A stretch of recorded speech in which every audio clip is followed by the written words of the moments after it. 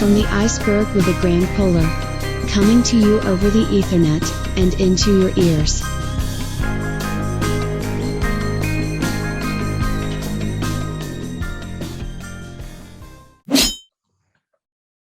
All right, why don't we just jump right into it and tell me about Paulina, how you started, and about the Apolinara. Well, it's easy. Like for me, it was very organic way how I developed the Apolinara idea, because I'm a musician since I'm 6 years old. So I told to my parents straight away that I want piano and I want proper music education. And it's important to say here that there are no musicians in my family. So all of them was like, how come? So it's not like I heard the music all the time and I got inspired. No, it's like still nobody knows what got into my brain, but I was like very motivated. I said that I want to go to music school. And by the time, it's not like music studio that everyone get accepted. No, it's like a proper school that you have to enter. And you have an audition at 6 years old, you have to fit. And it was already like late August. They already finished auditioning, and the director of the school just said, like, only if she got like super talent, we will let her in, because otherwise all the places are full. And I didn't have it. So all my life I was like overcoming obstacles. I never been like a super talented child. I just was very motivated. That's my character. And I was so upset that I didn't enter. And I asked my mom, called them again and asked maybe somebody didn't show up and some place is open now. And that actually happened at the like middle of September. They took me in, and I was super, super happy with that. So that's why I started like from 6, and I always knew I want to be a musician.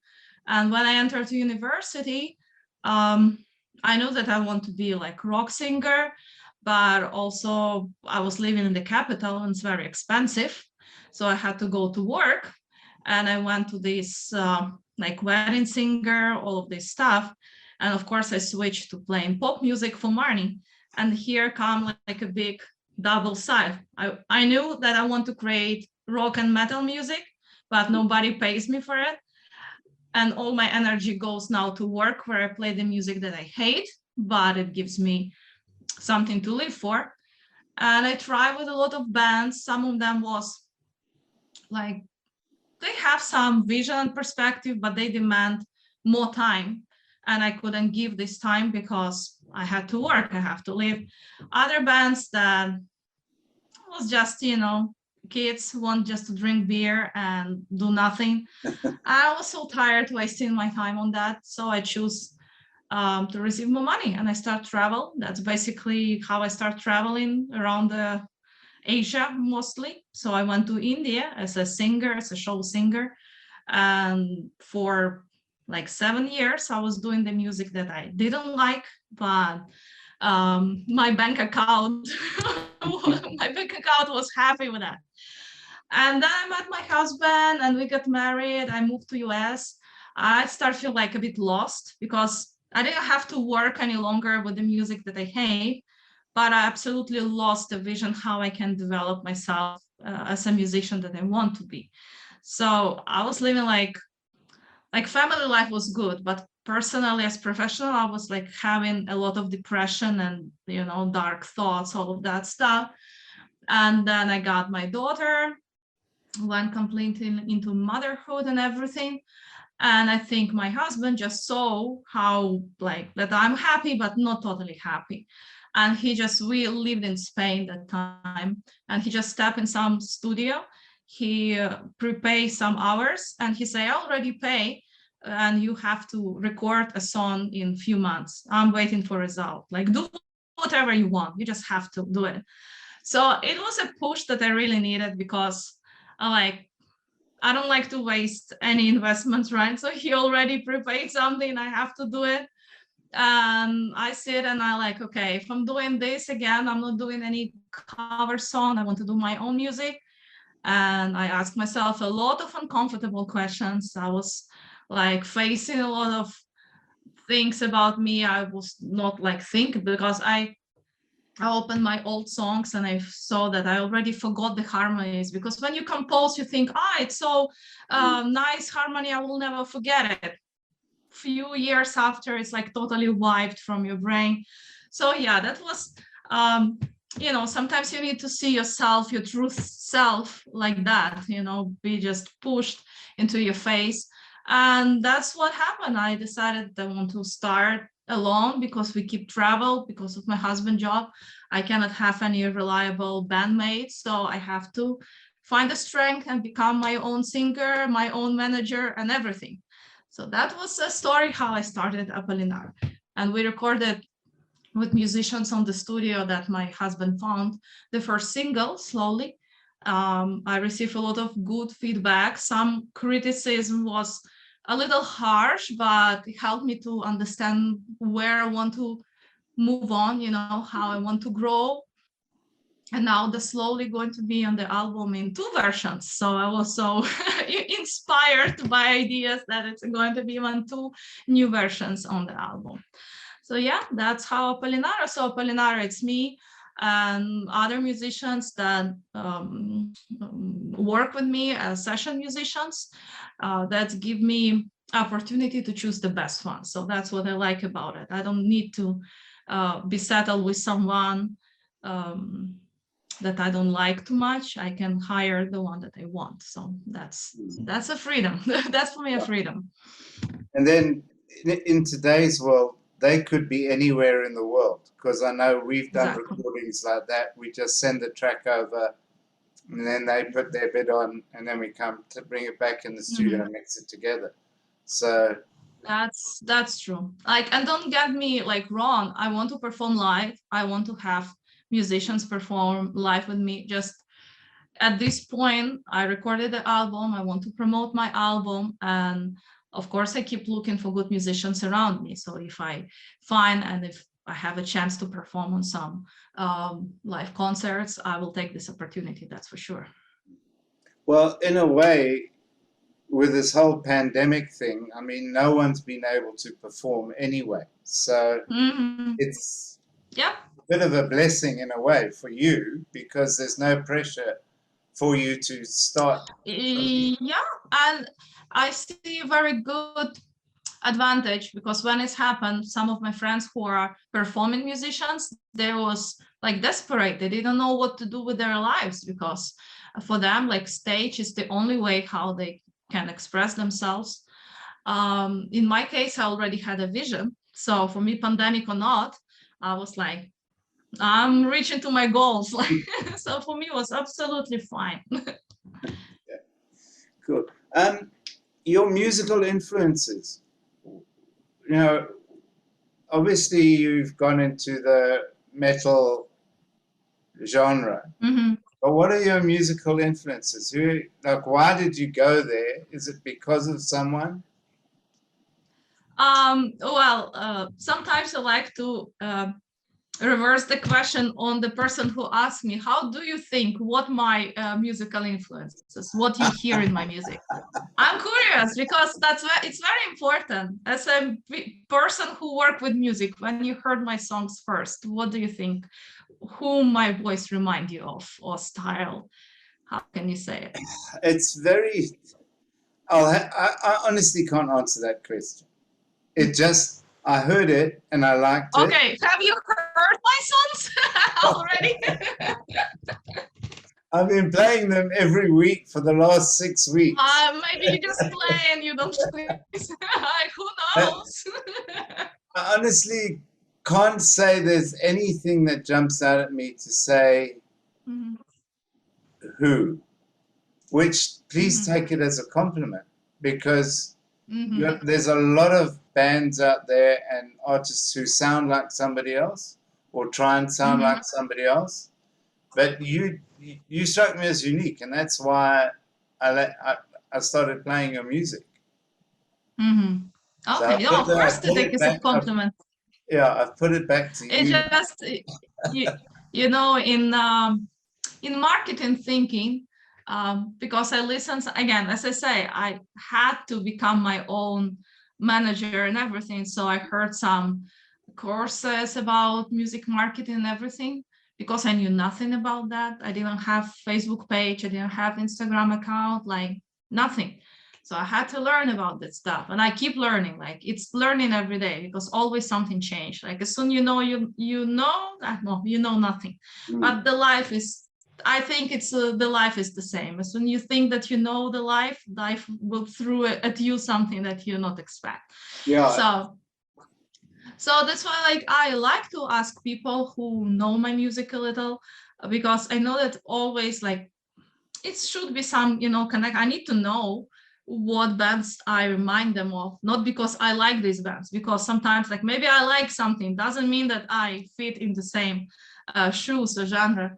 And it was a great compliment when some fans start replying me that, like, I remind them early Nightwish or something like that. I was like, oh, hallelujah, because Okay. Nightwish were my, like, gods when I was 19 years old. So if you ask influences, I will simplify, if I can simplify. So I started music from 6, I told you, since 6 years old, and I play classical music. So it was a music school where I studied classical piano with a music studies, solfege, choir, all of this, like old school, like you imagine music school could be. But my father was a heavy metal fan. So at home, it always was Deep Purple, Black Sabbath, Led Zeppelin, so all of this. So I think it's already started to blend in my head, classical stuff and heavy metal stuff. And then when I was teenager, I think every teenager goes through some darker thinking and all of this thing. And some of my friends gave me, and it was tapes. By that time, it was tapes, no CD, nothing. So give me a mixtape with Moonspell and Therion. That was 2 bands that was like gothic, more darker sound. And then my another friend brought me the tape with Lacrimosa. I don't know, Lacrimosa band from Switzerland? They like gothic metal fathers, basically. And the guy who brought me this tape, because they had very nice piano part, and he want me like to listen if I can play something like that, give him some notes, because again, it was before the internet. We didn't have, like, you can Google the notes or the chords, nothing. So that was a fun times. So he just gave me a tape, like, please, can you find the notes? Can you play it or something like that? Write it down. So that was exactly how I started. And then, of course, some bands came to me, some friends gave me something to listen. But the big discovery was Nightwish. When I heard Nightwish first time, I was like, what is that? Like, for me, whatever music I heard before was like elevated to next level. And I never imagined the opera singing. No matter, I'm not opera trained singer, I'm not, but I was just impressed how you can blend that as a solo, because in Therion, they had a lot of choir vocals, but as a solo, like Tarja did a solo fronted and female, that for me was like eye-opening experience. I was like, wow, this. So I became a fan for very long years. But then as I said, I was traveling, I was working, I didn't spend in much. And they had another singer that I really like. I like her, but for me, there was not a Nightwish style. So I was like a little not. And then when the third singer, Floor Jansen, joined, for me, she is like the goddess that I look up for, the vocals, everything. So yeah, so that's what my basic influences, I can say. Okay, because now I've had time to think, I think you sound, there's a lot of Within Temptation. Mm-hmm. Sharon, yeah, your voice is lent more towards Sharon than Arlo, than to Fleur Jansen. So that's where I would put you, to Within Temptation. That's fine. That's my second favorite band. I'm glad. And And I don't know if you heard it. We covered one Within Temptation song. I covered with my friend. We make a duo somewhere. I think you even have it on your screen down there. I see. Oh, there it is. Yeah. Somewhere. Make official cover of that. So yeah. Okay. So yeah, because I'm a massive Nightwish fan. And when they were 3 years ago, I especially flew across when they were in Switzerland on their Decades tour to see them live. I visit Decades tour in Madrid. Okay, So and I mean the sound and them live. I said no, they got to be playing to a backing system or something because it was just so perfect. I mean, brilliant, best concert ever. So, yeah, so that's why they're always on top in this symphonic genre. So yeah, they own it. They own it. I mean, when Taja left, I thought that's the end of Nightwish. And I think a lot of people thought this way. Yeah, and then when Annette came in, I don't think her voice really matched. That's exactly, like, I respect her as a singer. I like her solo stuff now that she's doing. Like, it's great, but something was not right. The chemistry was not right. Yeah. And then when Fleur came in, I mean, it just changed the whole band. You could see it in the whole dynamic of the band came alive again. Yeah, it was like perfect together. Finally, two puzzles. But now Marco's left. The bass player Marco, he's left. So now, but maybe he'll come back. Well,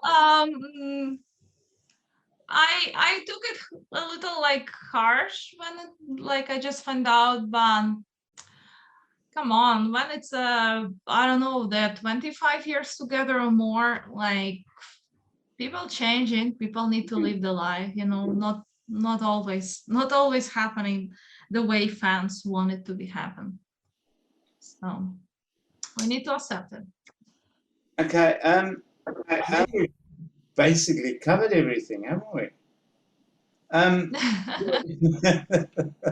Because I'm a talker, I told you. I'm a big talker. I don't have to say anything. and this is not on my native language. Imagine how much I talk on my native language. So what I like to do when I do interviews, just for fun, and it's great for social media because you can put it into under 1 minute, hopefully, for Instagram and places like that, and people love watching them. And I've started to do it now with all my other interviews, so everyone knows. And I do a little pop quiz. Okay. There's no tricky question. Great. For a moment, I thought you will ask me if I'm wearing the pants, because you still do. Because nowadays everything in Zoom, people dress up only up, and down and down. So I'm wearing the pants, yeah. But I'm not. Because it's cold. Even it was 35 in summer, probably not. But it's cold here, so no. All right, are you ready? Yeah. First thing that comes into your head. Can you see that all right? Yeah, my favorite test. Favorite food, meat, steaks, burgers, meat. Favorite city. First thing, it's all Ukraine, my country that I left. So Kyiv will be the capital. So favorite band, Nightwish. Oh, sorry, Apolinara. Favorite color, black and red. Depends on the mood. Favorite movie, everything Tim Burton. I'm a fan of Tim Burton movies. Favorite song. My songs, all my songs are my favorite songs. If it's Nightwish, then I wanted to say Ghost Love Score, but Wishmaster sometimes win over. I don't know why. I like the speedy music. Favorite animal, cats. Cats, my favorite animal. Favorite actor? Johnny Depp. Because Tim Burton, you know, they go together. Favorite drink, red wine. Favorite radio station? Of course, your radio station, Bulldog Station. Brilliant. See, it was easy. No tricks. Yeah. It's quite funny. Everyone that I've interviewed so far, all the girls say Johnny Depp. Really? Oh, Yeah. Good for him.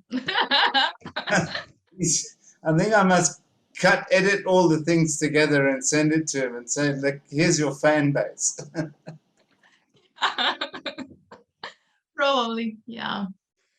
Well, when I was small, I really liked Bruce Willis. That was my to-go character because he's saving the world all the time, you know. But then when I entered to some gothic stage, I discovered Tim Burton as a director, and then I started liking Johnny Depp because they go perfect together. That's true. I mean, some of Tim Burton's movies are really, really, really great. Yeah. They're classic movies. I really enjoy them. That's exactly why I choose Johnny Depp. And then I find out he also like rock music and play guitar. Like, yeah, have you ever seen him do his live performances with Hollywood vampires? I think yes, I saw one video, and then I saw with Marilyn Manson. Yeah. So that was. He does a really good cover version of Heroes, David Bowie Heroes. Oh, okay, I need to check it out. Yeah, check him out. Hollywood Vampires. Mm-hmm. It's actually, I couldn't believe he's actually pretty good. Oh, Johnny. Mm-hmm. Yeah. Okay. You see, even after that, so it's no way to choose another actor. What are your future plans? Well, I'm focused on the album. It's out on February 22. So my plan to conquer the world, no less than that. So yeah, so to promote, I really like to connect with the I cannot call fans because it's not fans, I'm just starting out, but people who are interested in the same genre as I'm playing. I really like to connect personally, so when people write me on Instagram, I always answer myself, and I like to chat. I found a couple of good friends, like strangers but friends, and it's great. So I like that my music helps people. A lot of people write in me that they listen to my music for inspiration. And as I say, because I started Apolinara after being in a very dark place of my professional side, that I felt like it's nothing I will ever do. I'm now only mother and wife, nothing more. And all of that you can find in my songs, that I'm fighting with these darker thoughts, that I try to find my way to grow and to walk. And because I like fantasy, so that's why you have some mystical and fantasy content. But my album is very personal. So that's why when some people write me that they connect to the lyrics, that they feel the same way, that's for me like, it's the biggest expectation that I have. So, and I'm saying conquering the world, it's not that of course I want to make some money, I will sell my CDs, but mostly I really want to connect more with the people who need to hear this message, who need to hear that you always need to walk your path, you always need to move on, never give up. So that's a message that I try to project in the album.